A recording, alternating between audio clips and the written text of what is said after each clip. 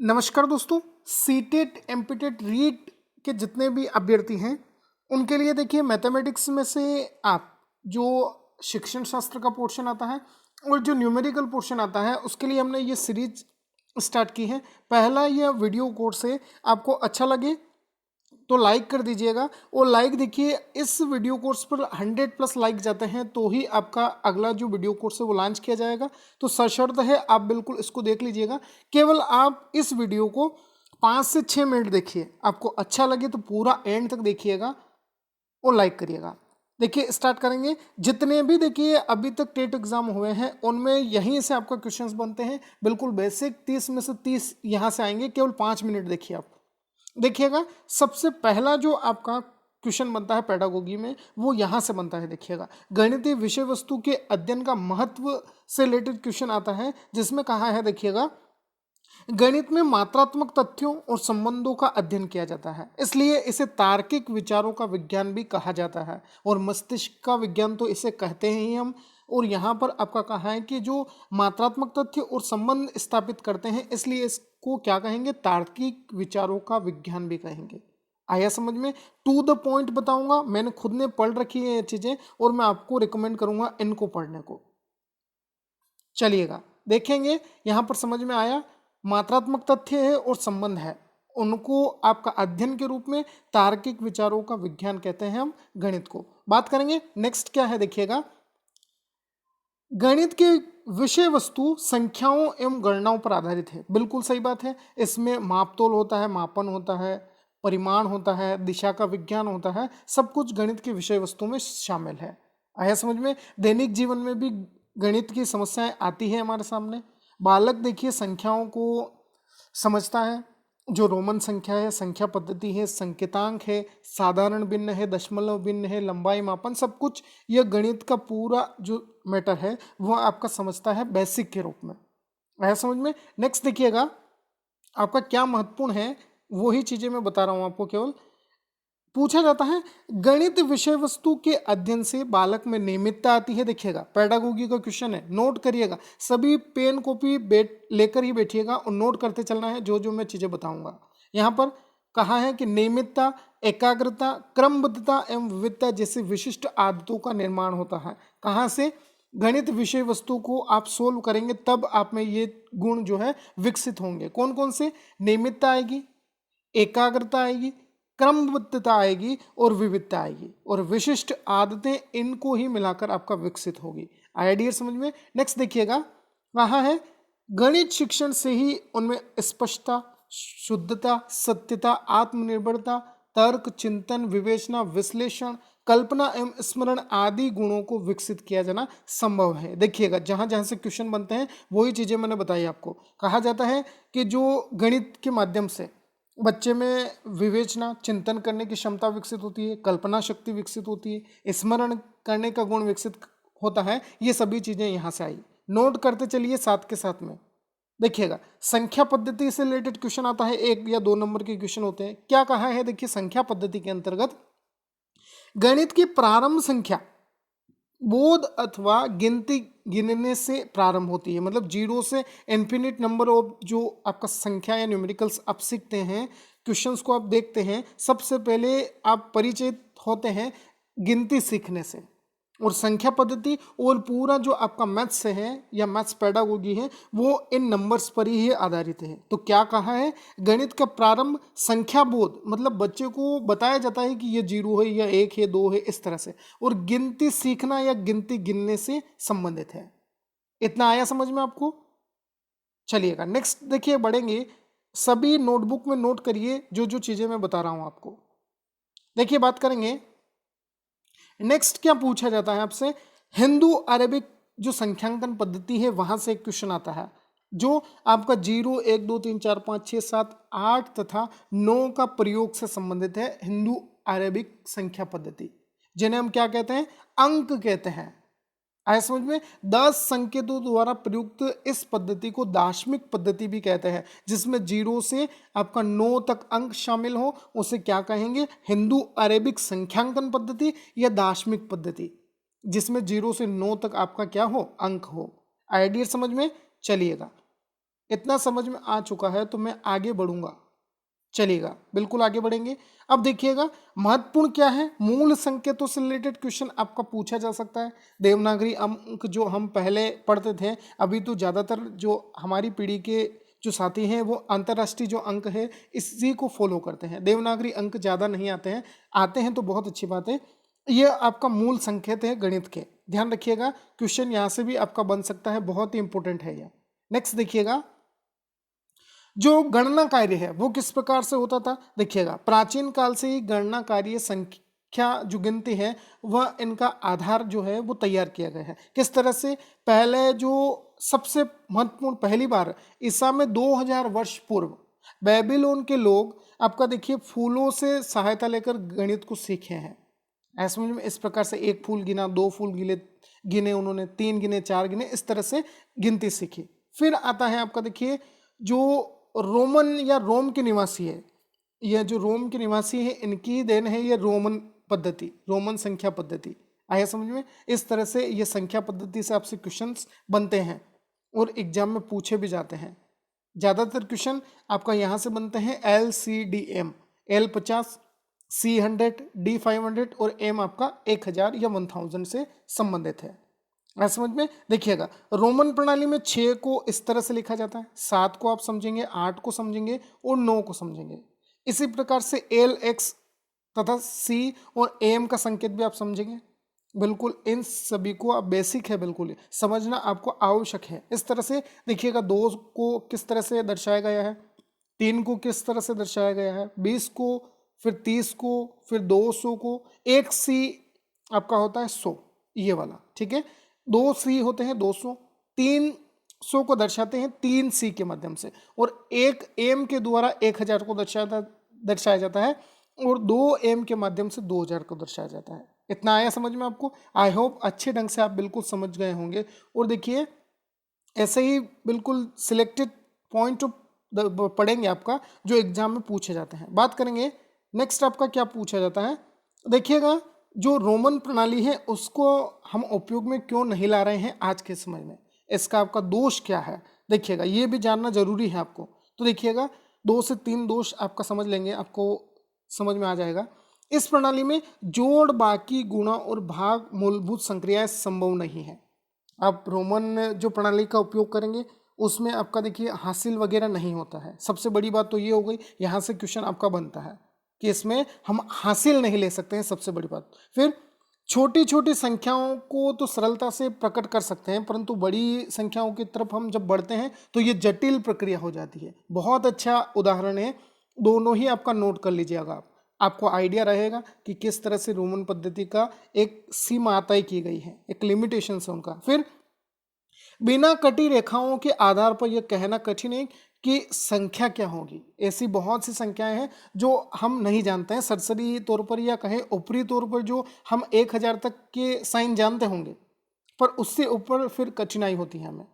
आया समझ में। फिर कहा है देखिएगा, किसी संख्या के ऊपर एक रेखा डाल देते हैं, इसका मान 1000 गुना हो जाता है। बहुत अच्छी बात है, देखिएगा इस तरह से ये 9 लिखा है तो इसको इधर बना देंगे x, और ये आपका 2 डंडे, 3 डंडे, 4 डंडे इधर बढ़ाते जाएंगे तो ये मान जो है वो बढ़ता जाएगा, कई गुना हो सकता है, समझेगा बात को। फिर रोमन अंक सरलता से बदले जा सकते हैं, बिल्कुल सही है, आप अपने सिचुएशन के हिसाब से रोमन अंकों में बदलाव भी कर सकते हैं।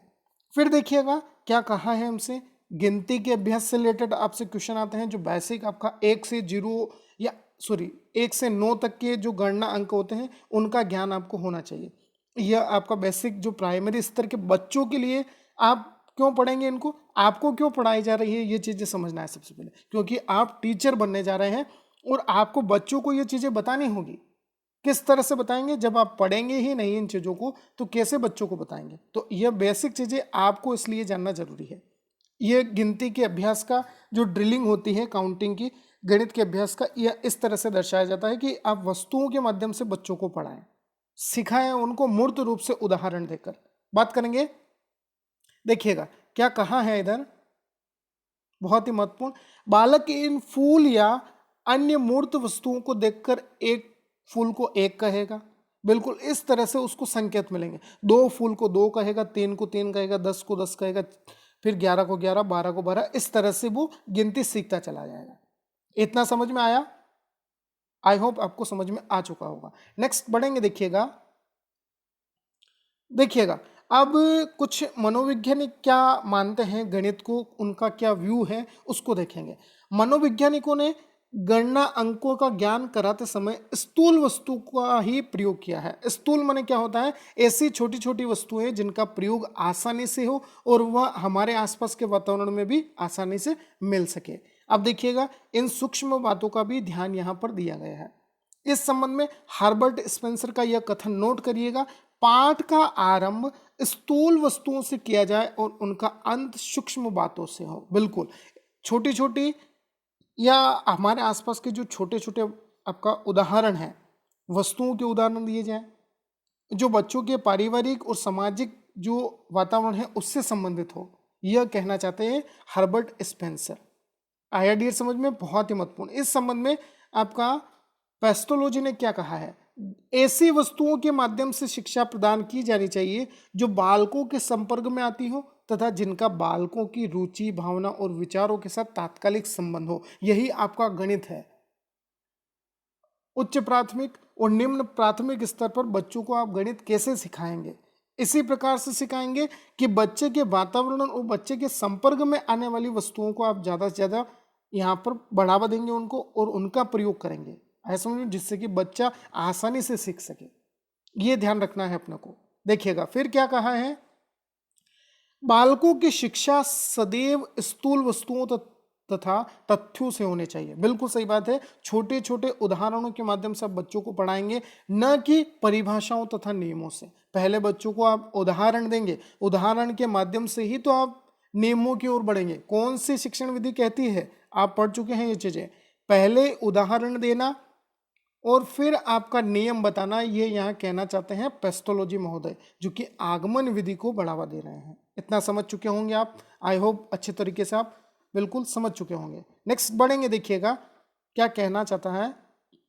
देखिएगा संख्याओं की तुलना आप बिल्कुल कर सकते हैं कि कौन सी संख्या बड़ी है, कौन सी संख्या छोटी है, इस तरह से आपको समझना होगा। नेक्स्ट बढ़ेंगे, क्वेश्चन कहाँ कहाँ से बनते हैं वही चीजें मैं आपको बता रहा हूँ केवल।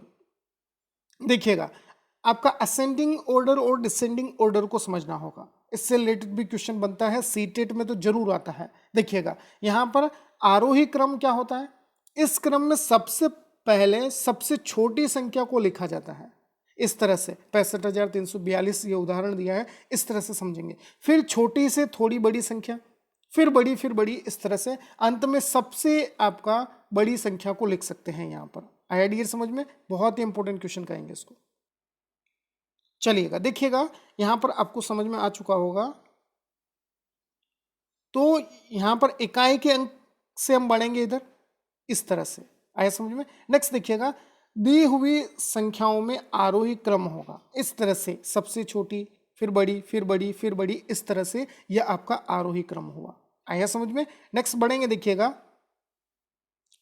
चलिएगा तो इतना समझ में आया। अब देखिएगा, अब समझिएगा आप अवरोही क्रम को, डिसेंडिंग ऑर्डर को समझिएगा। डिसेंडिंग ऑर्डर क्या कहता है, इस क्रम में सबसे बड़ी संख्याओं को पहले लिखा जाता है, इतना सा समझ लीजिएगा। आया समझ में? बड़े से छोटे क्रम की ओर चलते हैं अवरोही क्रम में। आया समझ में? बड़े से छोटे क्रम में चलना, पहले बड़ी संख्या, फिर छोटी, फिर छोटी, फिर छोटी, मतलब लास्ट में सबसे छोटी संख्या। यह एक अच्छा एग्जाम्पल हो सकता है। यहाँ पर देखिएगा, समझ लीजिएगा इसको। 47,364, 47,354, 47,346 और लास्ट में आता है आपका 73। इस प्रकार से आप समझिएगा आरोही और अवरोही से एक क्वेश्चन आपका पक्का बनता है। नेक्स्ट बढ़ेंगे, आई होप आपको समझ में आ चुका होगा। देखिएगा क्वेश्चन कहाँ से बनता है, नेक्स्ट जो बहुत ही इंपॉर्टेंट है, यह आपका क्वेश्चन बनता है स्थानीय मान और वास्तविक मान से। वास्तविक मान क्या होता है, किसी भी संख्या का वही मूल रूप या शुद्ध रूप, जिसे हम और भी नामों से जानते हैं। क्या क्या इनको कहते हैं, देखिएगा, वास्तविक मान, शुद्ध मान, जाति मान, अंकित मान, टंकण मान, सभी आपका एक ही संख्या होती है। मतलब आपका कहें कि जैसे कि मैं संख्या लिख दूं 242। अब 242 या 242 में आपको 4 का वास्तविक मान क्या होगा बताना है। तो 4 का वास्तविक मान 4 ही होगा। 4 का शुद्ध मान क्या होगा? 4 ही होगा। 4 का जाति मान क्या होगा? 4 ही होगा। 4 का अंकित मान, 4 का वास्तविक मान, सभी आपका एक ही होता है। किसमें? वास्तविक मान में, रियल वैल्यू। आप समझिएगा, इसके और भी नाम है जो मैंने अभी आपको बताए हैं, क्या क्या इसके और नाम है, और यह एक ही होता है। केवल मूल जो संख्या है या जो शुद्ध जो संख्या है वही होगी। यहाँ पर अब देखिएगा, अब मैं इस संख्या को बढ़ा देता हूँ, इधर कर देता हूँ मैं 1820। अब आपसे पूछ लूँ कि यहाँ पर एक का जातीय मान क्या होगा? 1820 में एक का जातीय मान क्या होगा? तो आप कहेंगे गुरुजी एक ही होगा। 2 का पूछ लो तो 2 ही होगा। अब यहां पर मैं आपसे पूछ लूं कि 8 का अंकित मान क्या होगा? तो संख्या 8 का अंकित मान भी आपका 8 ही होगा। समझिएगा इसको, बहुत ही इंपॉर्टेंट है ये चीजें।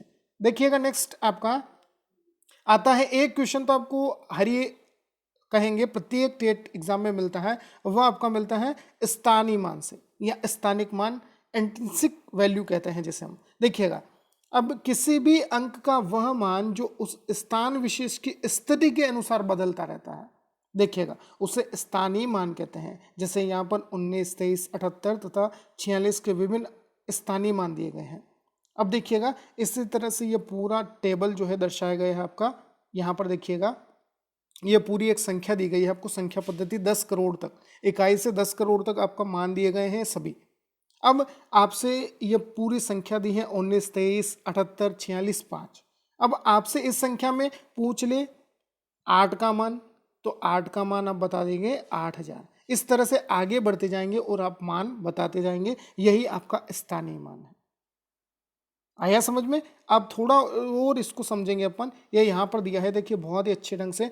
5764 में 4 का मान क्या होगा? 4 का स्थानीय मान पूछा है तो 4 ही होगा। इकाई के अंक से तो कोई आपका प्रॉब्लम नहीं है, जैसे कि यहाँ पर 5770 होते हैं और इकाई अंक पूछता तो 0 ही होता, चाहे अंक भी 0 हो तो भी मान आपका यहाँ पर 0 होगा।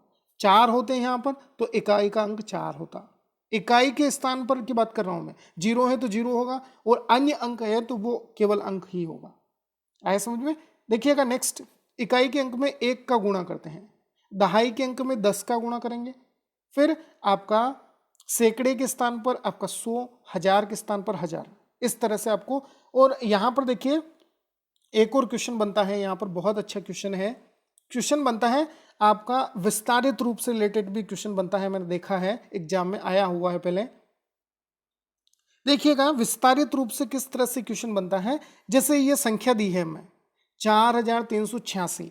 अब देखिएगा इसका विस्तारित रूप कैसे पूछ लिया जाता है। 4 का विस्तारित रूप या स्थानीय मान से ही संबंधित है विस्तारित रूप आपका। अगर स्थानीय मान का कॉन्सेप्ट आपको समझ में आया है तो आप आसानी से विस्तारित रूप भी बता देंगे। ये संख्याएं आपको इतना ध्यान में रखना होगा। इतना समझ में आया है तो मैं आगे बढ़ूं? बिल्कुल आगे बढ़ेंगे। देखिएगा नेक्स्ट जो चीजें आपका पूछते हैं आपसे, ईएलपीएस एवं आपका स्थानीय मान ज्ञात करने की विधियां कौन कौन सी हो सकती है। तो सबसे महत्वपूर्ण और सबसे इंपॉर्टेंट आपका सीटेट और सीबीएसई का सबसे फेवरेट क्वेश्चन आपका मैं बता दूं, अबेकस से रिलेटेड या गिन तारा से रिलेटेड एक क्वेश्चन बनता है आपका। आप सभी ने पुराने पेपर सोल्व किए होंगे तो पता होगा आपका। तो यहां पर क्या है देखिएगा, method to find out instinct value and ELPS. अब देखिए ईएलपीएस स्थानीय मान ज्ञात करने के लिए अबेकस जो है वह आपका एक सहायक सामग्री होगी। इतना है समझ में? अबेकस क्या है आपका? अबेकस एक सहायक सामग्री के रूप में प्रयोग में लाया जाता है। क्या होता है अबेकस? एक गिन तारा होता है और आपको कमेंट बॉक्स में बताना है कि सबसे पहले अबेकस का प्रयोग कहाँ हुआ था, किस देश में हुआ था, ये बताइएगा आप कमेंट में। यहाँ पर देखिएगा अबेकस के बारे में कुछ डिटेल दी है वो पढ़ लेंगे। अबेकस एक गिन तारा है या एक ऐसा उपकरण है जिसमें लकड़ी की पट्टियां लगी होती है और स्थानीय मानों को व्यक्त करने से संबंधित या आपका मोती होते हैं इसमें लगे होते हैं। यह देखिएगा मनीय या मोती कहते हैं, इस तरह से आप समझिएगा। बहुत अच्छा यहाँ पर समझाया है। अब देखिएगा क्वेश्चन कहाँ से बनता है, अबेकस या गिन तारा का उपयोग क्या है। यहां से क्वेश्चन बनता है। तो इसके द्वारा गिनती करना, मूर्त वस्तुओं की गिनती करना सिखाया जाता है। 1 मोती से, 2 मोती से, 3 मोती से, 4 मोती से, 5 मोती से, इस तरह से जो मनीय या मोती होते हैं उस हिसाब से आपको गिनती या मूर्त वस्तुएं हैं उनकी गिनती करना सिखाया जाता है। इतना आया समझ में? अब देखिएगा, पूछा जाता है नेक्स्ट, इससे 5वीं कक्षा स्तर तक के 5 अंकों तक की संख्याओं का ज्ञान कराया जाता है। प्रत्येक अंक का स्थानीय मान सिखाना भी इसमें सम्मिलित है। स्थानीय मान सीखने के बाद जोड़ने तथा घटाने की क्रियाएं और आपका जितने भी जो बेसिक संख्या पद्धति है उससे आगे हम बढ़ते हैं। इतना आया समझ में? आई होप आपको समझ में आया होगा। ये था आपका देखिए बेसिक फंडा जहाँ से क्वेश्चंस बनते हैं। ये आपका जो मैथमेटिक्स की जो क्लास है, आपका शिक्षण शास्त्र और न्यूमेरिकल, आप इस कक्षा को ही अगर अटेंड करते हैं डेली बेसिस पर तो यहाँ से 30 में से 30 आप क्वेश्चन या नंबर आसानी से सोल्व करेंगे और 30 में से 30 आप नंबर भी आसानी से ले सकते हैं। जिसने ये पूरी कक्षा देखी है उसको बिल्कुल लग चुका होगा कि किस तरह से आपका मटेरियल है और क्वेश्चन कहाँ कहाँ से पूछे जाते हैं, वही चीज़ें बताई गई है। आई होप आपको अच्छे ढंग से समझ में आया होगा। लास्ट तक वीडियो देखते रहिए और इसकी मैं सेपरेट प्लेलिस्ट आपको लिंक में दे दूंगा, वहाँ से आप बिल्कुल इनको देख सकते हैं। यह आज पहली कक्षा थी, आप बिल्कुल 100 लाइक तक ले जाते हैं तो बिल्कुल आपको नेक्स्ट क्लास मिलेगी। चैनल पर नए हैं तो सीटेट एमपीटेट रीट के लिए बेहतर प्रिपरेशन के लिए सब्सक्राइब करिएगा। मिलते हैं एक नेक्स्ट वीडियो के साथ। जय हिंद, जय भारत।